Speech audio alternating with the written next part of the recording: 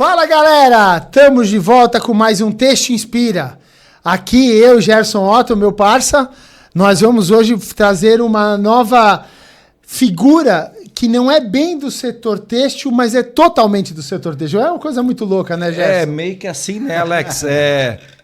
Todo mundo que bebe da cachaça do setor têxtil, né, do vestuário e da moda, nunca mais se livra dela, né? E a pessoa que vem conosco hoje conversar, com certeza, é apaixonada por essa cachaça, né? Olha, eu acredito que sim. E então, sem muitas delongas, a gente já apresenta o Ivan do O Negócio da Moda.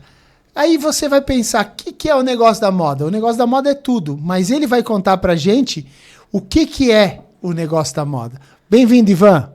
Eu que agradeço, gente, a oportunidade, Alex, Otto, de poder estar aqui no Inspira Têxtil, né, e de a gente falar um pouco da história do O Negócio da Moda.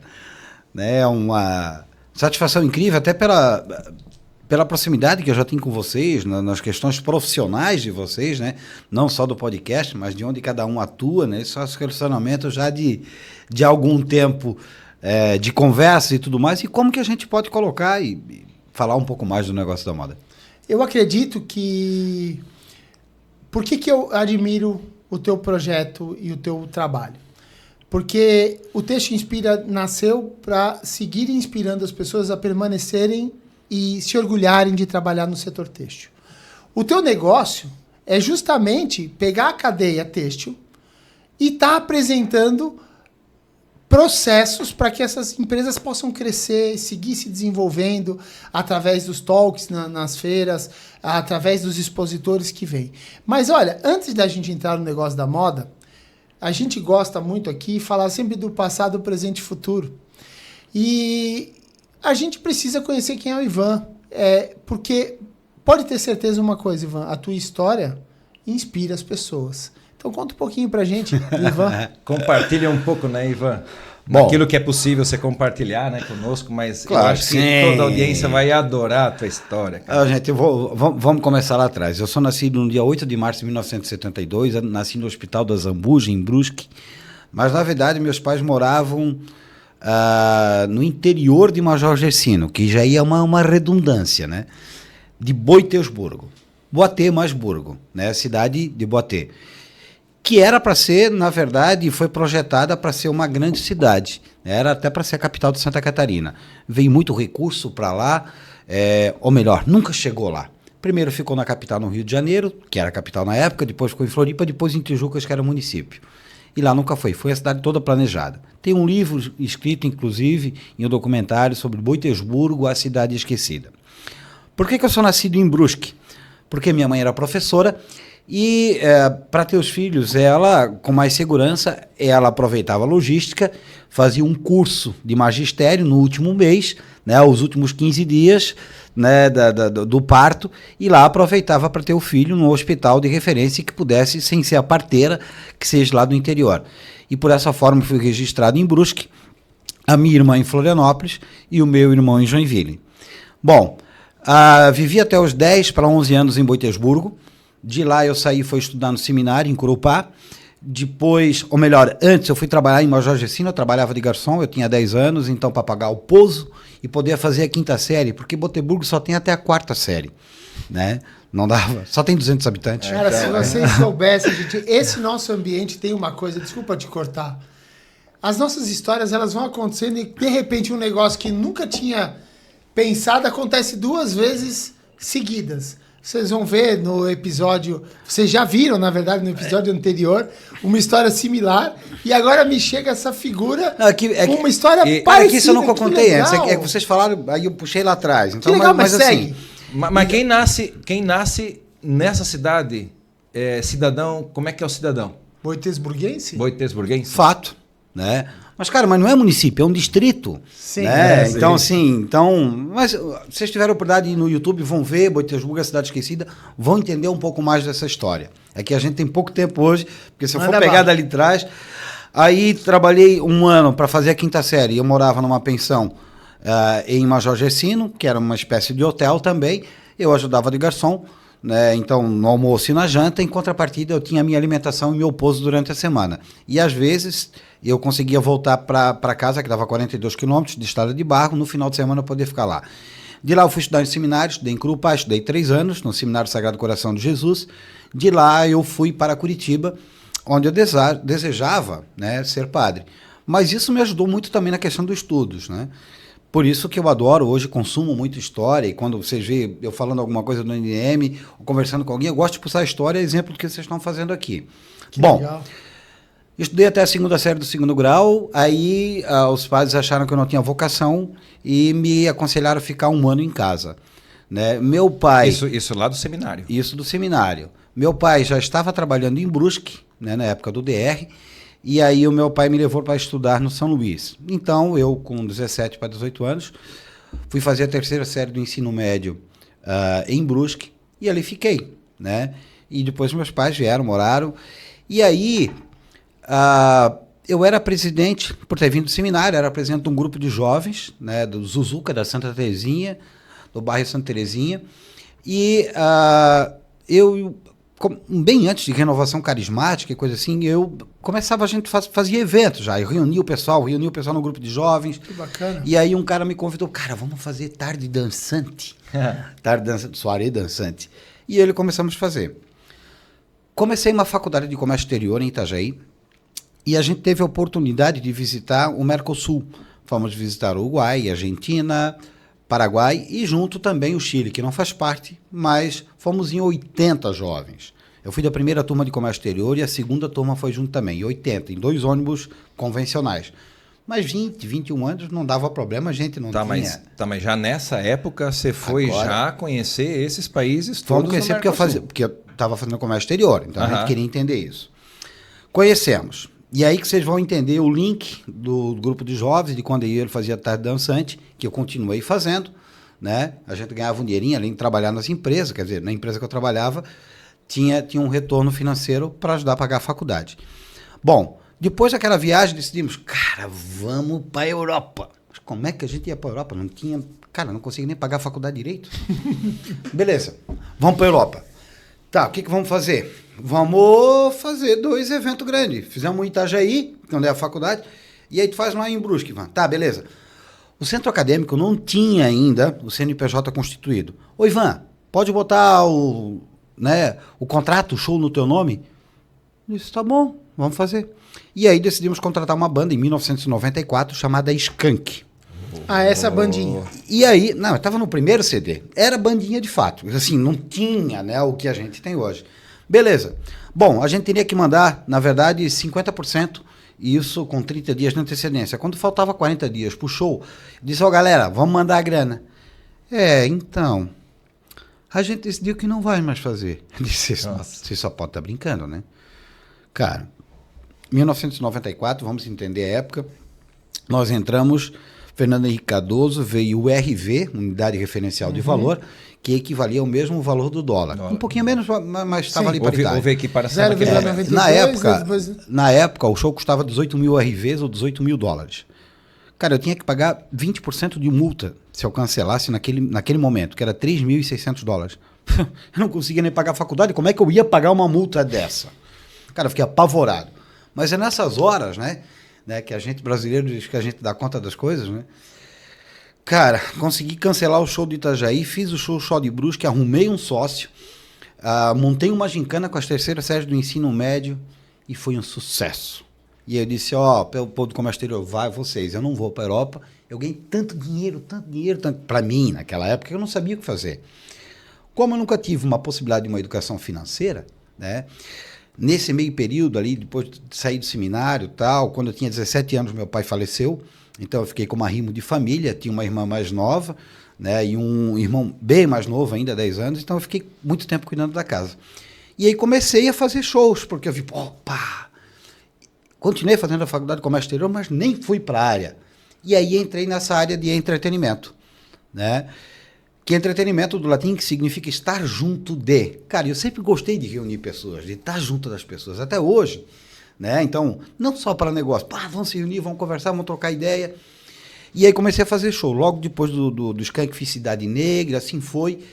Cara, e durante um bom período da minha vida eu trabalhei com shows nacionais e internacionais. Os últimos anos, Alex, desse período eu trabalhei com 2 norte-americanos e a gente trazia bandas internacionais para o Brasil. Então eu trabalhei muito com Alanis Morissette, Simple Red, Men at Work, Australian Crow, The Wailers, enfim, bandas que a gente trazia para a América Latina. Você sabia de um troço desse? E aí entrou o meu comércio exterior, porque essas bandas têm que vir com visto de trabalho, com tudo regularizado, não é assim, né? Os caras estão vindo trabalhar. Então aí que eu utilizei o meu comércio exterior. Mas isso eu estava ali com 34 anos.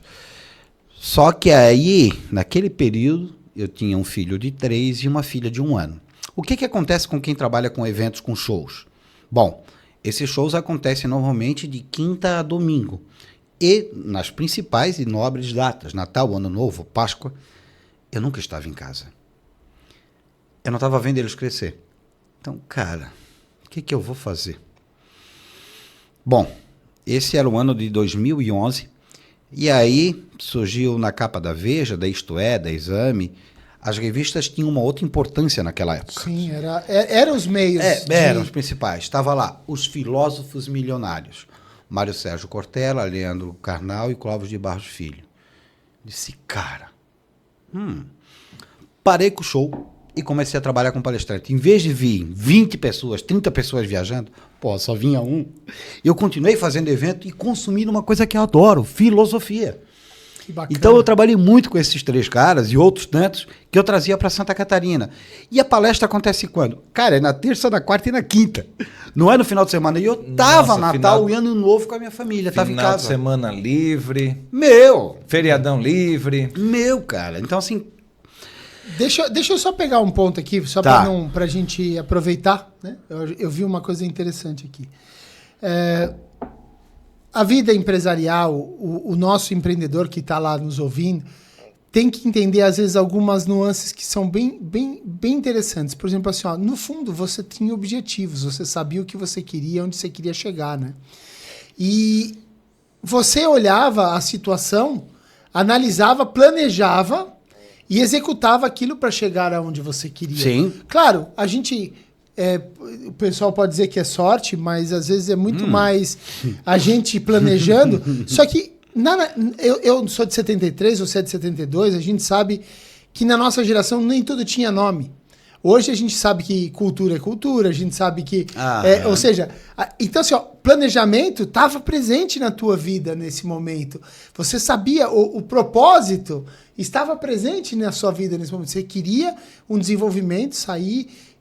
Então você buscou educação, você tinha um objetivo, você tinha planejamento, ou seja, tudo que é importante para que um empreendedor, para você que está nos assistindo, possa desenvolver sua carreira e se inspirar. Então, escuta o Ivan, que é uma história inspiradora. Cara, Alex, eu me preparei para isso, para tudo que eu estou fazendo. Então, assim, eu estou contando o lado bonitinho da história. Claro. Cara, mas assim, peraí, teve muitas dificuldades nesse meio. Muitas, né?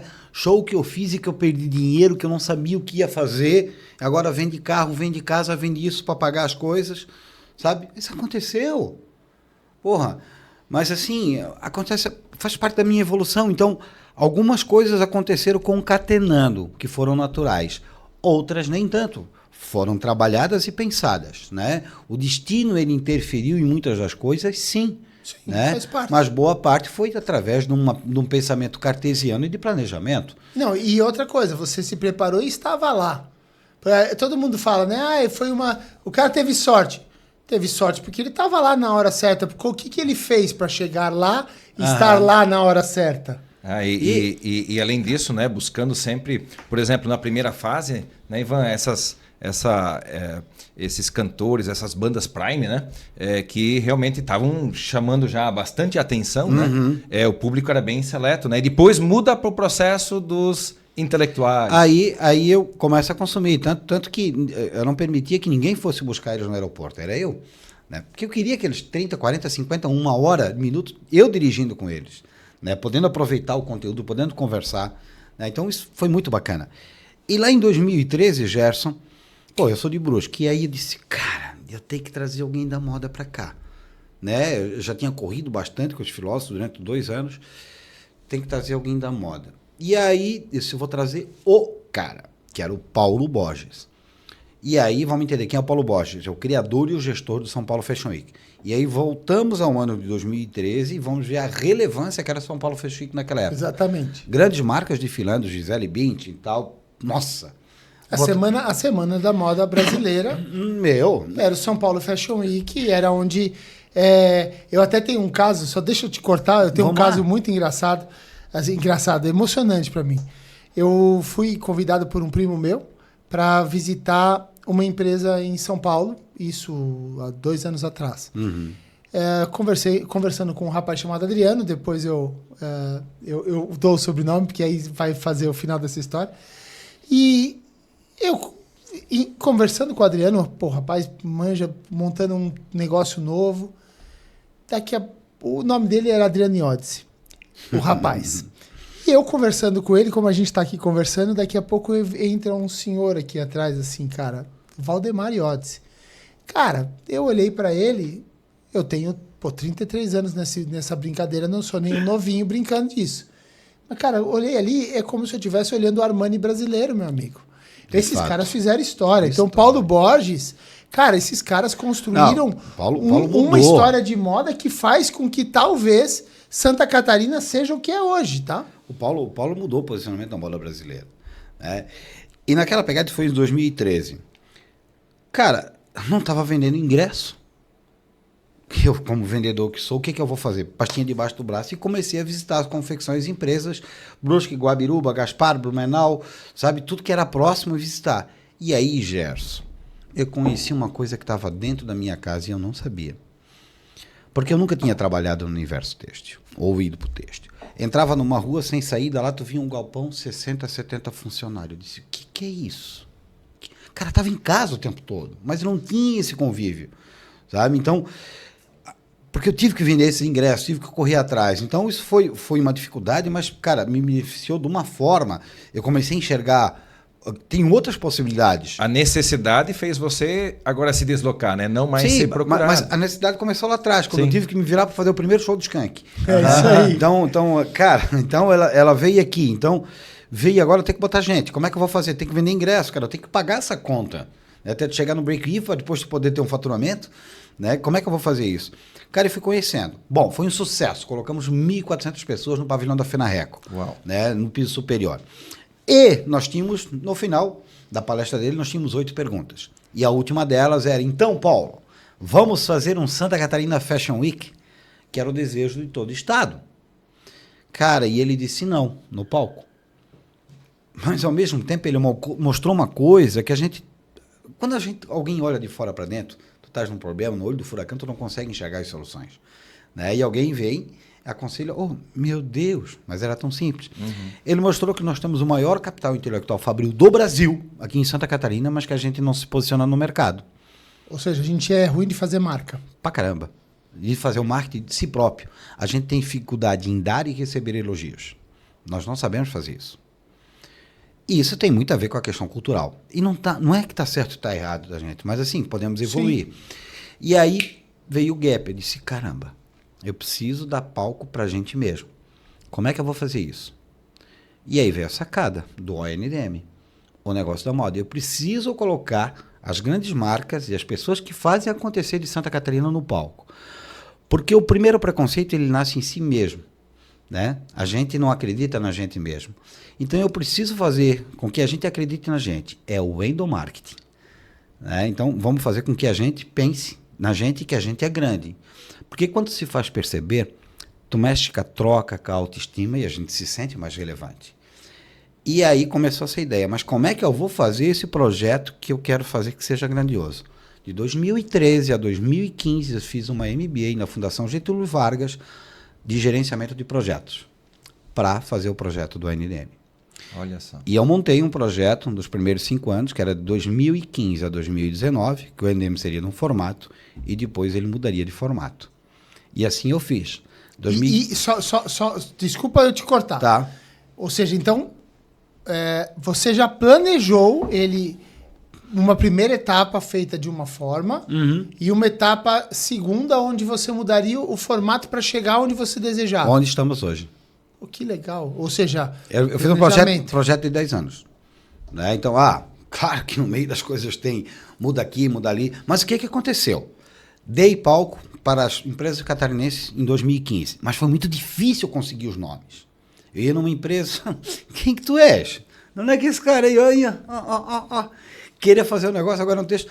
Tu acha que eu vou deixar o meu estilista ir lá no palco falar das coisas para quê? Para outra empresa ir lá e roubar ele? Teve muito disso. Mas vamos entender que nesse mesmo período houve o advento das mídias sociais. Então, meu querido, tu não vais esconder o teu grande funcionário, aquele cara que faz dentro da tua empresa, porque ele já vai estar nas mídias sociais. E aos poucos foi criando corpo. Mas de um ano para o outro, 2015 para 2016, a gente já conseguiu expandir isso de uma forma nacional muito grande. Cara, aconteceu mais rápido do que eu queria. Mas eu continuei com o mesmo formato no mesmo lugar, que eu fazia no Mariasa, ali em Camboriú, junto com o espaço da Green Valley. A gente adequava o que eu gostaria de ter no futuro próximo, que era a questão forte de feira. Então, trabalhei com compartilhamento de inteligência sempre. Né? Então, isso foi crescendo ao longo dos anos, tive que me adaptar em algumas situações. Mas gerando sempre com paciência. Sou ambicioso, mas não ganancioso. Então, assim, o meu projeto é de 10 anos. Paciência, Ivan, 10 anos, não se atropela, não bota os pés pelas mãos. Isso é que a minha consciência fala o tempo todo para ir devagarzinho. Chegando em 2020, tivemos pandemia e aquela virada não deu para fazer, que não deu para fazer em 2021. Né? 2021 a gente fez o NDM no Plaza Itapema, o Itapema Beach Resort, né? Que mudou. Por quê? Porque naquela época nós tínhamos não podia ter mais de 500 pessoas num só ambiente, tinha os decretos estaduais. Sim. Né? Então, como o hotel tem espaço aqui, fizemos picotado. 2022, muito por influência de alguns parceiros, né, que até hoje estão comigo, que é o Lucas Franzato, que é o CEO do Grupo Morona Rosa, né? Sim. Eu acabei levando o NDM para Cianorte. Em Cianorte, né, alguns amigos... essa coisa da resenha, porque hoje o NDM ele tá bacana, porque claro que a gente tá lá para fazer negócio, para vender, mas a gente acaba se conhecendo, então tem a resenha, tem um momento, tu torce para quem? Pro Corinthians? Eu sou do Flamengo. Mas aí você foi falar com o Lucas sobre futebol e enlouqueceu, né? Porque o bicho... Cara, não, o Lucas, ele me seduziu, né? Porque eu gosto de futebol, né? Imagina. Então, quando eu fui visitar lá em 2019, né? Que ele me levou para ir numa fazenda. Aí lá no meio da fazenda tinha um CT, um centro de treinamento, que era do Cianorte. Do Cianorte. Que é o time, que é uma das primeiras SAFs do Brasil, né? Sim. Ele até acabou vendendo parte agora há pouco tempo para um grupo coreano, mas continua com uma parcela. Cara, ele me encantou, né? Aí depois dali ele me levou numa rádio, me levou numa universidade, meu Deus do céu, a cidade, né? Então os caras estão muito bem. Aí ele me apresenta outras pessoas, me apresenta o seu Shebley Naban, a história do texto do Paraná é aquele homem, Sim. Sabe? Então, as coisas foram, cara, coadunando, então umas coisas entrando nessa engrenagem, e aí em 2022 eu levo o NDM para Cianorte. Na Cianorte, no hotel, né, numa resenha, eu, Eduardo Christian, o André da Dalila, o Thiago da Cataguases, não, o Thiago acho que não estava. Cara, o Ivo da Geovendas, estavam umas 7 pessoas, né? E aí todo mundo, já há algum tempo, me falando do Agreste de Pernambuco. Eu disse, meu Deus, de novo, né? Aquele meu preconceito, não entenda mal, não é xenofobia ou coisa assim, meu Deus, preconceito o quê? Achando que nós de Santa Catarina somos bambambam, né? Na área do têxtil, na área da confecção. Só que aos poucos eu fui aprendendo que são coisas distintas. Uma coisa é a fabricação, transformar o algodão no fio, transformar na malha, de ter a tinturaria, de todos os processos que nós somos excepcionais. Nós temos a confecção, mas Santa Catarina não é o maior polo de confecção. Deixa eu até aproveitar esse teu gancho para poder falar um pouquinho do nosso segmento. Você sabe que a gente, quando pensa aqui, só pensa, quando fala de têxtil aqui, pensa imediatamente em confecção. Uhum. Mas, na verdade, por exemplo, a tua região de Brusque é extremamente forte na questão de tinturarias. Perfeito. É o principal mercado deles. Quando a grande força de tamanho de produção está nas tinturarias. E, por consequência, em todas as cidades satélites, Guabiruba, Nova Trento, Gaspar, toda essa região, você vai ter a parte de malharia circular. Aí você vai ter os produtores de malha em rolo que fabricam em Santa Catarina e todo esse mercado que está lá, 85% a 90% do que fabrica é exportado para onde? Para esse agreste que você está falando. Ou esse agreste, ou seja, Santa Cruz, Capibaribe, ou Caruaru, Fortaleza, Goiânia, que já não é o agreste, mas ou seja, para os locais fora de Santa Catarina também produzirem. Lógico que também existe uma grande demanda de produção para essas confecções locais aqui. Mas veja como o nosso setor é plural e completo. É isso que é o diferencial de Santa Catarina. Mas o comercialização e produção fica muito fora do estado também. Não, a confecção, nós não somos o maior polo. Mas isso, quando eu estava lá em Cianorte, então... porque o que vocês acham de eu fazer um ANDM no Agreste? Porque acho que lá é tudo muito informal e talvez as pessoas não vão consumir o conteúdo. Cara, aí o André, da Dalila, começou a ficar vermelho daqui pra cima, já tinha tomado umas e outras. A resenha, né? Vai entregar ele. Deu um soco... cara, eu posso falar? Gente boa. Deu um soco na mesa e disse, vocês não me abrem a boca pra falar mal do Nordeste e do Agreste. Lá é o meu melhor mercado. Cara... O Eduardo Cristo, ao longo dos anos, sempre me falando do Agreste. Mas assim, sabe aquelas coisas? Fala daqui, fala dali, daqui a pouco tu começa... E aí, quando o André fala isso, e nós sabemos que a qualidade, o valor agregado que tem numa malha da Dalila, não é para um público informal, né? Sim. E a Dalila não trabalha na informalidade, né? Então, cara, eu preciso olhar isso. E aí fui para o Agreste. Lá ele me apresentou uma pessoa chamada Arnaldo Xavier, que tem uma empresa chamada Rota do Mar, cara, que me abraçou de um jeito. Aí o pessoal do Moda Center me abraçaram e eu disse, cara, fiz o ANDM no Agreste, né, em 2023. Opa, então, peraí, então, até 2021 ele era só Santa Catarina? Só Santa Catarina. 2022 ele surge no Paraná, na região de Cianorte. Surge em Cianorte. E agora, 2023, também surge no Agreste, Pernambuco. No Agreste, Pernambuco, né, então, o Agreste é composto hoje, quer dizer, o Agreste polo, da né? confecção, o polo da confecção são 54 municípios, né, que pega o sul da Paraíba, né, e pega ali o Pernambuco, no Agreste. Então, cara, quando eu fui conhecer aquilo, eu fiquei impressionado. Meu Deus! Né, antigamente a gente conhecia a Rua Zambuja, que tinha ônibus em Brusque. Cara, aquilo lá é 20 vezes maior. É uma loucura o que é aquilo lá. Dando palco para um dos teus expositores, o Moda Center, né? Cara, é uma coisa impressionante. São 10 mil pontos de venda que ocorre toda sexta-feira, vendendo produção feita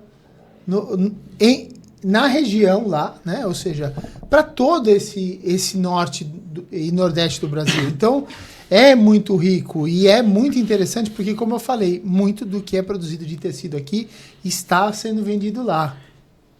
E é muito bacana. Conta um pouco mais aí, Ivan. Mas eu quero aproveitar a oportunidade só para fazer um comentário que eu achei bem interessante, né? Ivan, você comentou assim, pô, na região de Cianorte, o seu Cheble Naban, né? O Cheble, né? Na região de Santa Cruz, do Capibaribe, do Agreste Pernambucano, o Arnaldo Xavier, da Rota do Mar, né? São referências também nessa região. São referências. E aí... Quando eu estava no último dia de feira lá em Santa Cruz, né, o pessoal de alguns expositores me chamam para conversar. Eu disse, fiz merda, só pode ser, né? O cara me chama no final da feira, alguma coisa de errado eu fiz, né? Cara, aí que me chama o Denis Lunelli, que a Lunelli foi para lá expor, né? E aos poucos também a gente vai conquistando isso, determinadas empresas e marcas que vão te apoiando. Vão apoiando, vão acreditando, porque assim, cara... Eu não consigo mudar o meu jeito, eu não consigo ser um ser plástico. Eu sou do jeito assim, eu vou me expressar tal, e isso tá dando certo, porque a gente se preocupa muito com a entrega também, sabe? E o cara tá gerando negócio. E aí o Denis me chama, o Thiago da Cataguases me chama, tudo junto. Né? O André da Dalila, cara, tinha mais uns 3, e aí eles me disseram, olha, nós vamos estar contigo ano que vem, seja no primeiro e no segundo semestre. Porque o meu projeto inicial, Otto e Alex, ele contemplava fazer 2 edições do ANDM, que era essa virada. Um fora de Santa Catarina e outro sempre de Santa Catarina. E aí fazia esse fora itinerante. Esse ano aqui, lá. E aí eles me disseram, olha, a gente vai estar contigo ano que vem no primeiro semestre, só que gostaríamos que desse uma olhada com carinho para Goiânia. Tipo assim, sério, vai e faz. Eu virei o síndico dessa história, né? E é bom pra caramba isso. Tipo, pô, já chego com os âncoras, né, me chancelando, dizendo, vai. Porra. E aí fui para Goiânia, e aí fizemos Goiânia, né? E aí, ano que vem, nós vamos ser agora em outubro aqui em Santa Catarina, né? E ano que vem já comecei o planejamento, só que ano que vem não faria em Goiânia. Só que foi tão bom, Otto, tão bom, que ele chegaram e disse, mantém Goiânia ano que vem e faz lá no Agreste. E Balneário Camboriú. Tem outros polos? Tem. Porque agora complementando, então, depois, óbvio que eu me aprimorei, então, junto com alguns amigos, com alguns conselheiros, eu tenho entendido quais são os maiores polos de confecção. Né? A gente sabe hoje, o maior polo de confecção continua sendo o Brás e o Bom Retiro. É lá que consome, que tem o maior polo de confecção. Qual que é o segundo maior polo? Pô, aí tu tens uma disputa tripla ali, que é Fortaleza, a região, Sim. que é Santa Cruz do Capibaribe, junto com Caruaru, junto com Toritama, que pega essa região do Agreste, que é a Goiânia também. Então, assim, quem é dos três? Né? E depois, polo de confecção, vem Santa Catarina. Santa Catarina é o maior polo têxtil, do início ao fim da cadeia. Da cadeia, exatamente. Mas tudo isso, essa malharia, essas fiações, essas tinturarias, vendem para esse Brasil que é continental. Então, é gigante. Então, e era uma ignorância muito grande em mim achar que só aqui. Cara, quando a gente começa a olhar e entender o tamanho desse Brasil, Jesus. Então... E você sabe que eu costumo até dizer, né? A gente, às vezes, aqui nem percebe o quanto nós somos exportadores. É que a gente exporta para dentro do Brasil. Porque a distância entre aqui e Santa Cruz é muito maior do que o cara que exportou de Portugal para a Noruega, sabe? É muito maior. Perfeito. Então, assim, nós somos grandes exportadores internos, vamos colocar assim. Mas sabe que eu acho que eu identifico uma coisa que eu acho que é muito bacana. No fim das contas, não é Santa Catarina contra outros lugares ou outros lugares contra Santa Catarina. Nós somos complementares. Então, a informação e a educação tem que ser geral. Então, o evento NDM, ele tem esse formato com os palcos e os talks, onde vai estar trazendo o quê? Vai estar trazendo informação para quem precisa construir marca, para quem precisa construir valor, para quem precisa entender e receber insights que façam com que dê uma virada de chave no negócio deles. Porque até voltando um pouquinho lá atrás naquilo que você contou do Paulo Borges, a gente, de modo geral, tem uma indústria muito forte, mas marcas muito fracas. Lógico, e temos marcas... lógico que eu não estou criticando as marcas que nós temos, nem de maneira nenhuma. Tenho muito orgulho das marcas que nós temos. Inclusive... a gente, em comparação com o resto do mundo, a gente tem até muitas marcas. Uhum. Mas, o que a gente ainda precisa aprimorar? Esse trabalho. Então, a gente tem que entender que o setor tem que ser profissional. A gente tem que entender que a gente tem que consumir o congresso, que é o talk que você oferece. A gente tem que entender que o expositor vai estar lá na feira para trazer o quê? Informação relevante para quem vai buscar informação. Ou seja, é um facilitador para concatenar num mesmo espaço várias informações e ensinamentos, né? Eu posso estar enganado, mas eu acho que era o ano 2017. Eu tive no evento do ANDM de Camboriú. Uhum. Eu acredito que tenha sido num talk que Dona Sônia, do Dalina, Dona Sônia de Souza. Isso, e o seu Vicente Donini fizeram lá, né? Aquilo, a gente tem uma amizade e um carinho muito especial pelos dois, né? E eu que trabalhei com Sônia, então a gente tem essa aproximação, né? E naquele momento não havia ainda um volume, Ivan, de fornecedores. Não. Aquele momento era um momento em que era uma troca de experiências muito forte. Sim, né? a gente tinha ali, Otto, acho que 20 expositores, né? Que era o que cabia, né? No espaço. Mas aí é que vem essa virada. Então, aqueles primeiros 5 anos, o projeto era de fortalecimento de marca. Que as pessoas entendessem o que era um NDM, o que a gente trazia. Então eu precisava trabalhar para que eu gerasse credibilidade com a marca. O nome é NDM do que a gente estava entregando. Então, sim, fazia parte do meu projeto, do planejamento, trabalhar os primeiros 5 anos daquela forma, né? E aí depois os outros viria virada, porque eu já tinha informação de que já estava sendo construído o centro de eventos em Balneário Camboriú. Pô, e aí eu conseguiria dar um boom. Por que da escolha de Balneário? Por que não fazia em Blumenau? Por que não fazia em Brusque? Por que não fazia em Jaraguá? Cara, porque Balneário é uma cidade que não tem rejeição. E num primeiro momento eu estava muito motivado ainda pelas situações dos bairrismos que nós temos em Santa Catarina, de município para município. Sim. Né? E se a gente observar, quando é que isso começou? Em 1960, quando começou os Jogos Abertos. Então, a gente briga entre a gente, mas isso é ótimo, porque isso faz com que esportivamente a gente cresça, né? Isso é muito bacana. Mas, estudando todas as situações, cara, Balneário não tem rejeição. Só que eu não ficava pronto no centro de eventos. Me prometeram para 16, 17, 18, 19, 20, 21. Ficou pronto no final de 22. Né? Então, aí eu consegui. Veio a pandemia. Eu não acreditei que ia ficar pronto em 22, de tantas promessas que eu já tinha tido. Então, por isso, Cianorte. Então, agora está pronto? Beleza. Então, agora vamos em 2023. E aí fiz lá no Agreste. E em outubro do ano passado, consegui finalmente realizar o grande evento que eu queria com expositores, né, em Balneário Camboriú. Então, hoje, a gente está num espaço de 8.600 metros quadrados, que é gigante. Para nós, 20% desse espaço a gente continua utilizando para compartilhamento de inteligência, de conteúdo. Então, assim, temos expositores, sim, só que hoje a gente está com 110 expositores. Então, a coisa ampliou consideravelmente. E assim, né, Ivan, acabou se concentrando o maior número de pessoas com um nível profissional, que nem você falou, muito grande, né? Porque pessoas de sucesso estão lá compartilhando, trocando ideia, conversando, trazendo informações, trazendo inspirações, como o texto inspira também. A gente tem que lembrar que, assim, para que um setor seja profissionalizado, você tem que ter eventos que tragam informações relevantes, networking interessante, sabe? Não é, perdão, não é para que você só tenho que conversar com quem me interessa. Não é isso. Uhum. Mas, se eu quero me desenvolver, eu tenho que buscar no lugar adequado para isso.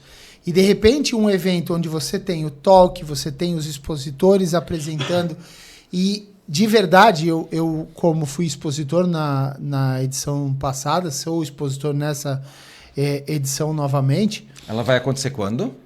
22, 23 e 24 de outubro. Ó, já é um convite especial. Já é um convite especial já no meio da conversa. Quando você estiver ouvindo essa conversa, faltarão só 3 semanas. Eu reparo, lá você vai ter praticamente diversos setores da cadeia, desde fiações, tinturarias, fábricas de malha em rolo, confecções de private label, né?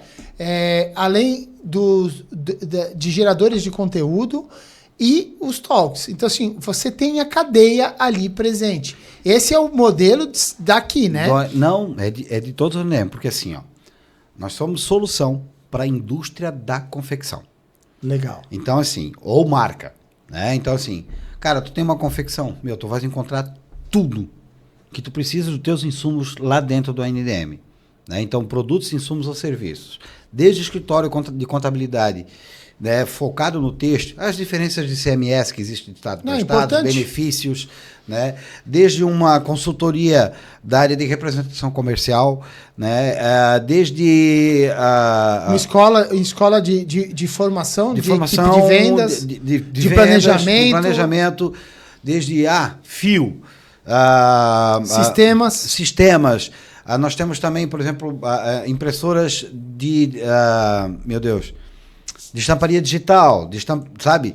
Então, tudo para a indústria da confecção. Porque tem a confecção, tem um cara que tem 2 colaboradores, ok, ele mesmo, e que ele tem a solução, mas tem um cara que tem 5.000 colaboradores, né? Então, o cara que vai comprar já uma máquina de estamparia digital gigante e tal e tudo mais. E nesse processo é isso que a gente tem que ofertar, ter todos esses expositores lá dentro. Então, todas as novidades que surgem no mercado estão primeiro na NDM. Então, a gente está lançando isso ali. O Skank... Perdão. que se transforma ao longo do tempo, né, Alex? No ONDM, o negócio da moda. Olha que sensacional. Sabe o que é legal de tudo isso? Diga Que lá. a vida inteira ele vendeu bem-estar. É isso aí. A gente fala, uma das paixões que eu tenho pelo têxtil é que talvez seja a maneira mais barata de você melhorar a autoestima de alguém. Não tenha dúvida. Então, trabalhar no setor têxtil, ele sempre vai promover o bem-estar. E você, na verdade, viveu a vida vendendo bem-estar. E segue. A gente falava antes dessa conversa que você vendia metros quadrados, mas no fundo você continua vendendo bem-estar. Besta.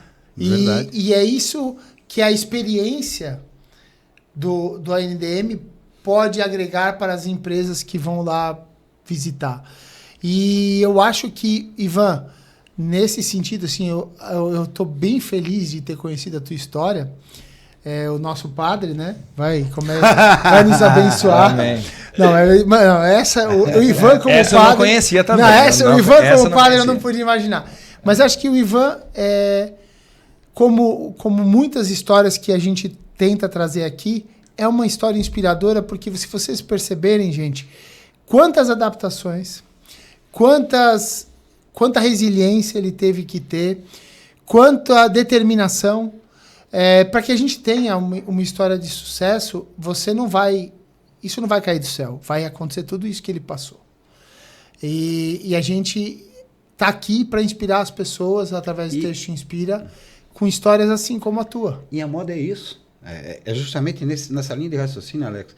A moda, ela muda constantemente. Temos que nos adaptar, né? Me formei na 8ª, agora está tudo certo. Agora eu vou continuar nisso.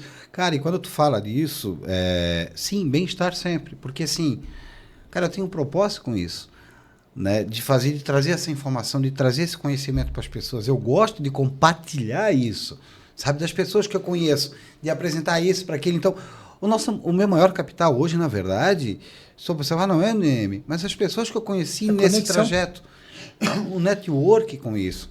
Então, quando a gente fala de propósito, a gente fala de verdade, né? Qual é o meu propósito? Cara, que as pessoas tenham uma autoestima melhor, que se sintam mais seguras, e isso vem através de onde? Cara, a vestimenta é um desses grandes fatores.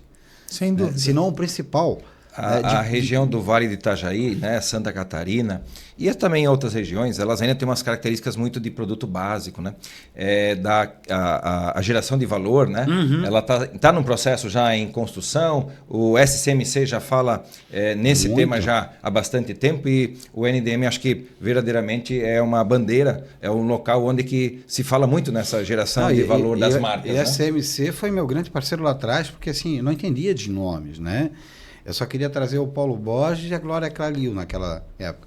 Cara, e aí conversando com muita gente, com a Amélia naquela época, né, com o Cláudio Grande, que era o presidente, entendendo que eles me ajudaram muito ao longo desse processo. Muita gente tem me ajudado e tem vindo junto com a gente agregado. Então, até chegar num ponto como a gente está nesse ano. Então, dos nomes que a gente está conseguindo trazer, sabe? Então, porque assim, a gente, até antes no bastidor a gente falava, né, Alex? O ANDM é diferente porque é tudo junto ao mesmo tempo, né?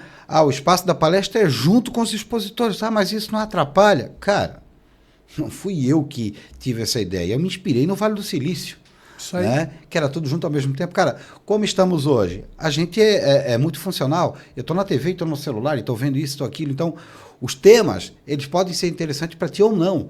Por que a gente vai numa feira, num congresso, ou vai num congresso? Para aprender a negociar mais e melhor, né? Para poder aplicar nos seus negócios. Cara, mas se o negócio já está na minha frente, eu vou lá negociar, eu nem vou, às vezes, consumir aquele conteúdo, porque já está na frente. Né? A gente é ansioso, todos somos, né, hoje. Então, cara, e por isso que o NDM, ele continua, né, cada vez trazendo mais parceiros. Então, esse ano, por exemplo, cara, dos nomes que a gente vai estar, Mônica Salgado, né? O Ferreirinha, que foi 7 anos CEO da Louis Vuitton, e aí ele traz para o palco depois o Romeu Bonadil, que é o CEO da Hugo Boss no Brasil, traz a Carla Assunção, que é CEO da Swarovski, Joy Alano. A Joy Alano até é um dos cases muito bacanas, eu conheço ela há muitos anos, desde quase quando eu cheguei aqui. Ela, inclusive, eu já fiz o convite para ela participar aqui conosco. O Eduardo Christian também está convidado, também quero que ele esteja aqui conosco. Mas a Joy, por exemplo, é um negócio muito interessante. É outra pessoa que foi pivotando e fazendo e construindo. Sim. E hoje ela faz um trabalho que dá uma visibilidade para o pequeno empreendedor muito bacana. Então, fantástica. É muito legal você dar palco para isso, porque ela vai levar para um monte de gente que talvez nem tenha esse acesso a esse tipo de informação. Aí tu pega, vamos pro segundo dia, WGSN, o maior portal de tendências no mundo. Né? Aí depois eu trago a Fernanda Rigon, que é a CEO, a diretora hoje da Philip Ten no Brasil. Quem é a Philip Ten? Porra! Os caras estão explodindo no luxo internacional. Acabou de lançar um hotel em Cannes, um alemão que tem seu headquarter, fica em Lugano, na Suíça, mas em Milão, que é o principal ponto hoje na distribuição de venda. Todo grande jogador de futebol famoso e de NBA quer uma roupa dele. Né? Então, incrível. Junto com ela, eu trago o Rafa Carneiro, né? Que tem a marca Splash, de São Paulo, então que expressa muito luxo, sensualidade nas suas roupas. Cara, e quem é que vem entrevistar esses dois? A Diana Demarque, daqui de Jaraguá do Sul, cara, que é uma costureira. Olha mas só. Que tem 300 e poucos mil seguidores no Instagram e que ensina as pessoas a costurar, o básico. Tá, mas por que eu tô trazendo luxo com uma pessoa, né, se fosse fazer a comparação? Cara, porque começa aqui, começa na costureira. Não, então, e ela é a personificação disso, sabe, das pequenas.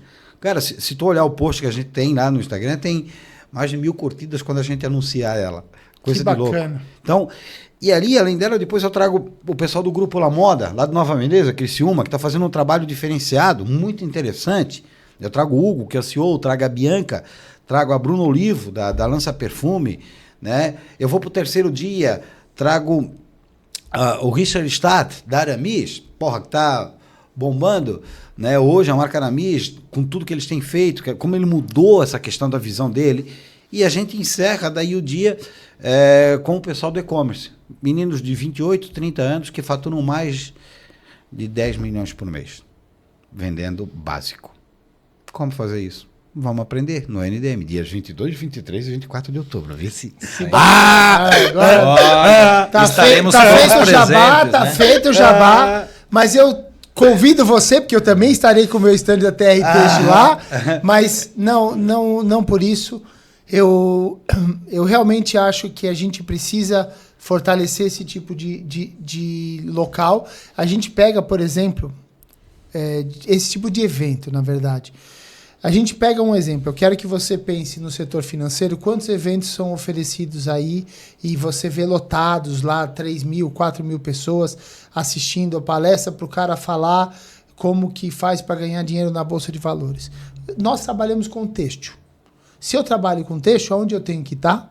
Eu tenho que estar onde nós estamos falando de têxtil. Uhum. E o ANDM é esse evento. Então nós vamos estar lá, junto com você. Te agradeço desde já a tua presença aqui. Foi um prazer conhecer um pouco da tua história. Não, mas eu ainda quero fazer umas perguntas, Alex. Qual é a agenda, então, do ano que vem do ONDM, Ivan? Desculpa, onde então? que vai ter todo o evento aí no ano que vem? Bora. 25 e 26 de março, no Agreste, em Santa Cruz do Capibaribe, na nova fábrica da Rota do Mar. O Arnaldo foi generoso demais. Vamos fazer na nova fábrica dele. Ele não vai inaugurar a fábrica e antes de inaugurar, ele está dando para a gente fazer lá. Dias 14 e 15 de maio, em Goiânia. E aí depois, em outubro, 7, 8 e 9 de outubro, faço em Balneário Camboriú. Aí, ó, o convite, então, né, Ivan? Claro, já está feito bora. aí para a gente ir mobilizando e movimentando, né? Eu peço desculpa porque eu estava encerrando as coisas sem dar essa oportunidade, mas nós estaremos presentes e você vai estar lá, porque assim, ó, é o NDM rodando o Brasil. Verdade. Para quê? Para fortalecer o têxtil. Vem com a gente. Né, Gerson? É isso aí, cara. E, poxa, que prazer, né, Ivan, tê-lo aqui conosco. Que bacana compartilhar essa história maravilhosa sua. É sensacional, né? É a partir das histórias que a gente tem a possibilidade, então, do Texto Inspira, de inspirar a você, a cada um de nós aí, cada vez mais, né? Pra gente avançar, pra gente seguir, pra gente cada vez se fortalecer mais, né, Alex? É isso aí, Gerson. Obrigado, Ivan. Cara, eu que agradeço, o Otto, o Alex agradece. Vida longa ao Texto Inspira. Bora lá! Bora. Bora lá. Aê, querido. Valeu, pessoal. Obrigado, gente. Valeu.